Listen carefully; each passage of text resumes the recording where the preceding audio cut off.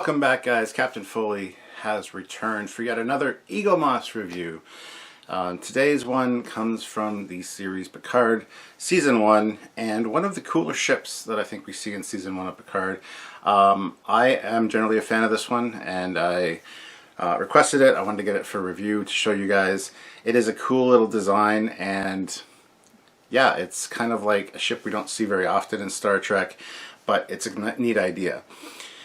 Today we're going to be looking at the tug, the Wallenberg class tug from Eaglemoss, and part of the Picard line, obviously. So here we got the box. You see the tug there, you see the name, Picard, the official Starship Collection, Hero Collector, and then some of the other ships from Picard there. On the side, those ships carry over, and you see Picard. This side of the box, again, got the name and the ship, which is great. This is a display piece on its own, as I always say with these boxes, because you can put them on a high shelf. Even if the ship is still in there, you can still display it. You can choose to display it that way or that way and still see the ship. It's got nice artwork. So definitely good that way.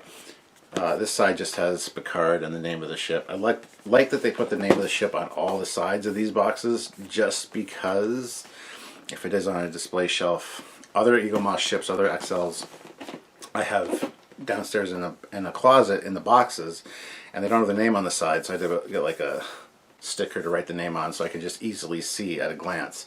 But these, I like that they include it because it just makes it more convenient for people. So, but anyway, yeah, the Wallenberg class tug, we're going to get into that right now, and maybe I'll tug on your Star Trek review strings. It wouldn't really be heartstrings. So, but yeah, let's get into it. I don't know how many jokes I can make, how many puns I can do with the word tug that aren't too dirty. Anyway, so we open it up, you got the book. Again, a beautiful shot of the ship on the front of the book there. So, and Wallenberg class tug down below. And over here you got some specs for it, which say type, tug, location, Mars, length, 298.7 meters. So, let's crack into the book and see what's in there. Alright, so open it up. Again, how to place it on the stand, as Eaglemoss always does. Here you got the name of the class, Wallenberg class tug, and a shot of it from the side here. Which, I gotta say, from the side, this looks very much like a ship from Discovery, Battle of the Binary Stars. Looks like a ship quite on par as far as design and time period as, like, say, the Shenzhou class. So, I mean, there is that. But moving down here, we got specifications again, some different ones. Type, tug, affiliation, federation, assigned to Utopia Planitia Mars, length 298.7 meters. And on the bottom, of course, some detailed shots of, or close-ups of the tug, of the model. Alright, open up Wallenberg class tug. And some nice shots of the ship there. 3 beautiful shots. Looks really good. And it says here, the Federation used these vehicles to haul vast trains of cargo into orbit around the Utopia Planitia fleet yards. This is a neat design, I gotta say. Although it does look very Discovery. I'm not saying that Discovery designs are awful, because they're not.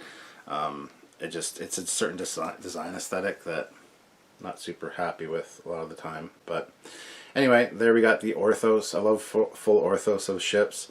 So there you've got it in all of its beautiful glory. So yeah, looks really, really, really good. And I keep saying, Eaglemoss needs to make these available as posters, all of these orthos. I would buy posters of orthos of ships. So, next page is designing the cargo tug. The Federation cargo tugs in orbit around Mars went through some major changes and had some hidden features. So that's actually a different design for a tug, but you can see that there.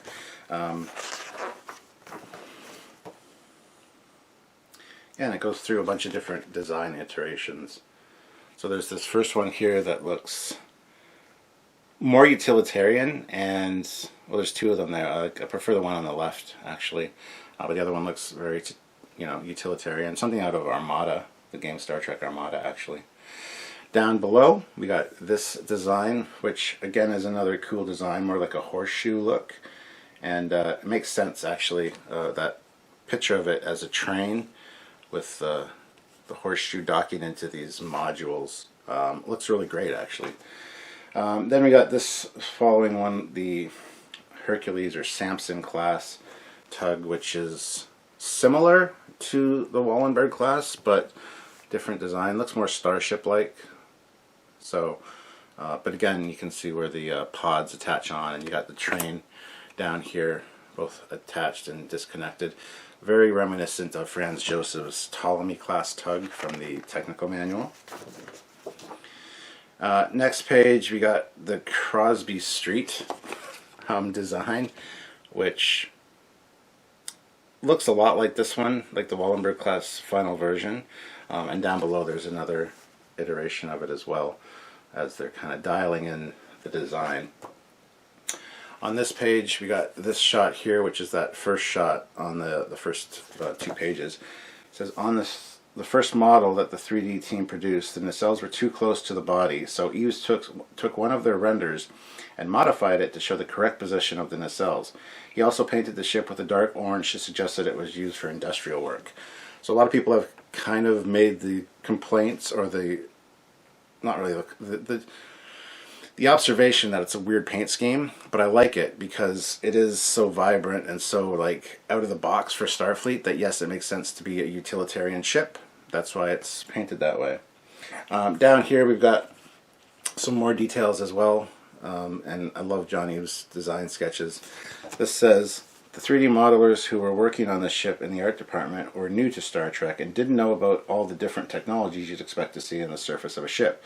So Eves took their renders and painted over them to add the details. So that's actually sad in and of itself, to hear that the people working on the ships weren't even Star Trek fans, didn't know what a Star Trek ship needed to be a Star Trek ship. That is a real problem for me. But it is what it is. Anyway, they fixed it. John Eves drew in the necessary details. So,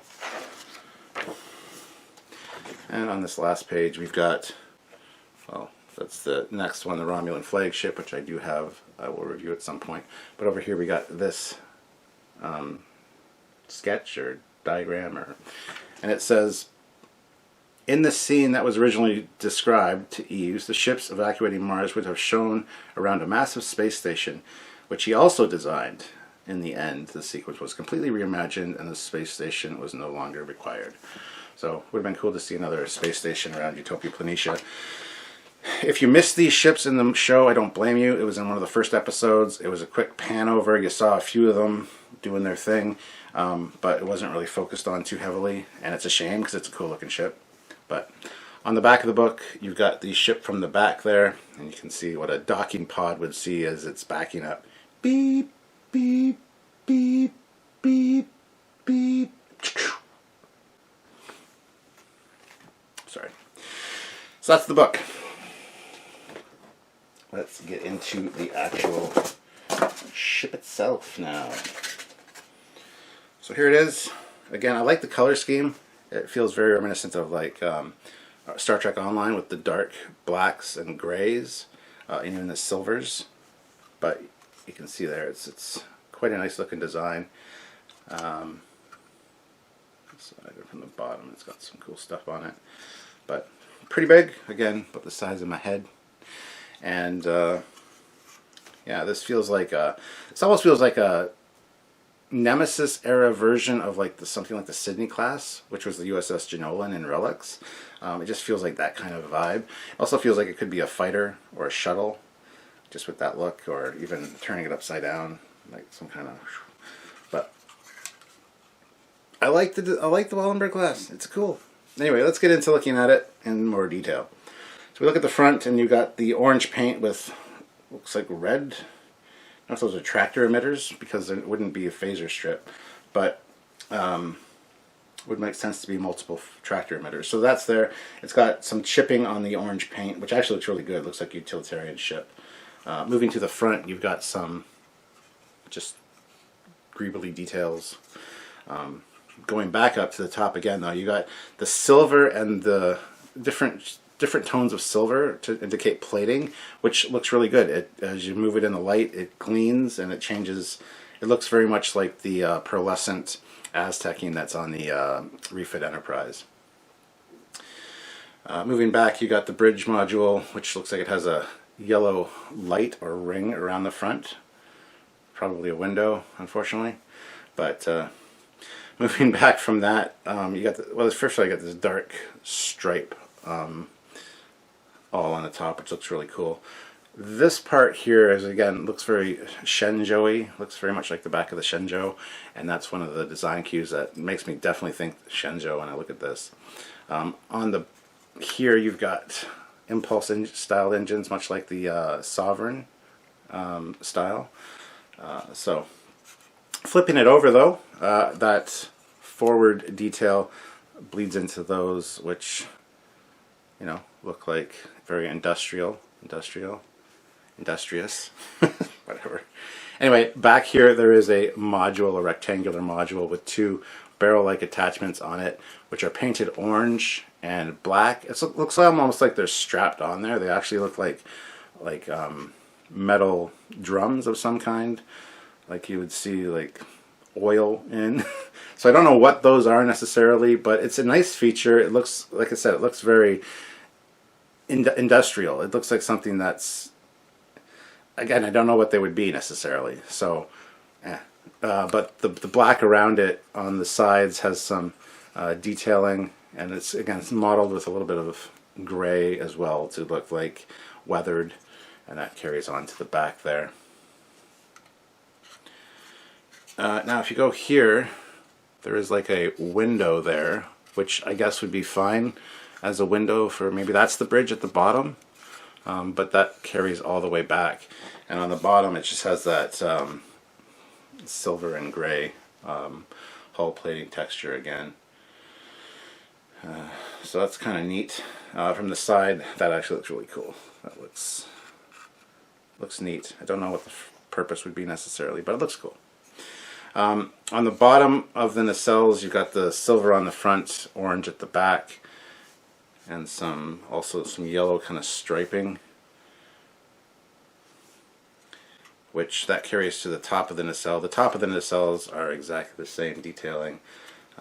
So the very back has some silver greebly work in there.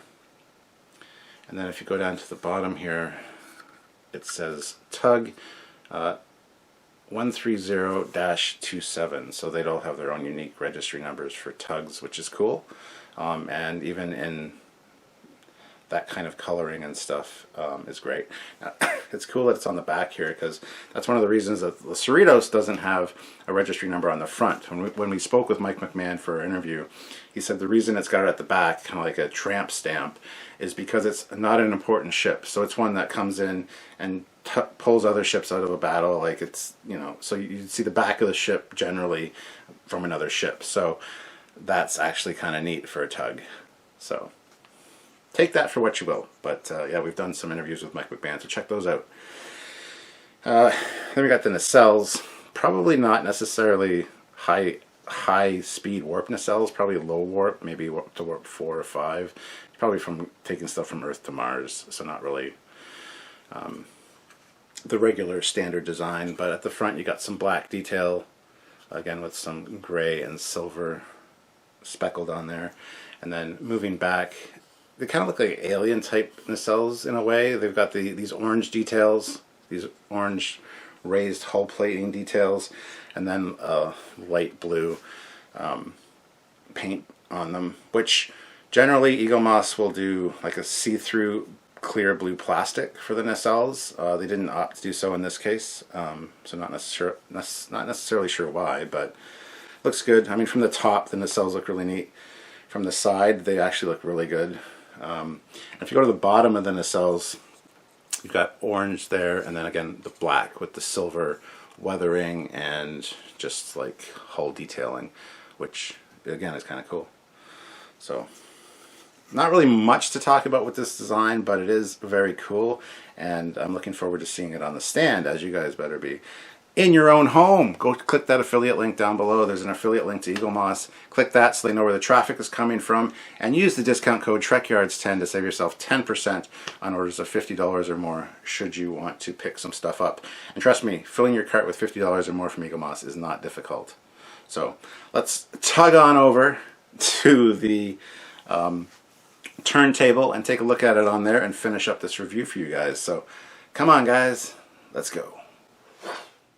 Alright, here she is on the stand, and the stand slotted in quite well. It's actually kind of a unique slotment or placement for Eaglemoss. They actually slide right onto the struts, so that was pretty cool. But here you see it in detail. Quite an upward arc on that stand, which I'm not a huge fan of generally for most designs. This one, I could take it or leave it, but yeah, so there you see it. This is one that from the top looks like a sleek kind of starship or shuttle or something really cool, besides the fact that it says tug on the back. So if you put it on a lower shelf, you get some really good views of it. Some nice shapes there incorporated in there. If you put it on an eye level shelf, again, you know, if it's have it angled away from you, it looks really good. You can really read that tug there. And as it comes around to the front, we'll see how it looks that way with the angled up stand, which actually is kind of good in this case. I mean, even there it looks really good. You got a lot of things going on with those tanks and stuff. So, but yeah, on an eye level shelf, kind of looks okay from there. If you put it on an upper shelf with all that detail on the bottom, this thing really pops, especially if you point it forward like that. It looks really good. Lots to see on an upper shelf, so I'd recommend it for an upper shelf actually. But it doesn't really necessarily matter. You could do it anyway, either way you'd like. But yeah, so there it is, the Wallenberg class tug from Picard. Guys, like the video, subscribe to the channel, click the affiliate link to get yourself some Eaglemoss stuff with the discount code, and subscribe to both channels, the Captain Foley personal channel and the Trekyards channel. And don't forget to check out other videos and reviews by us as well, and we'll see you guys later. Until then, I'm Captain Foley, signing off. Bye, guys.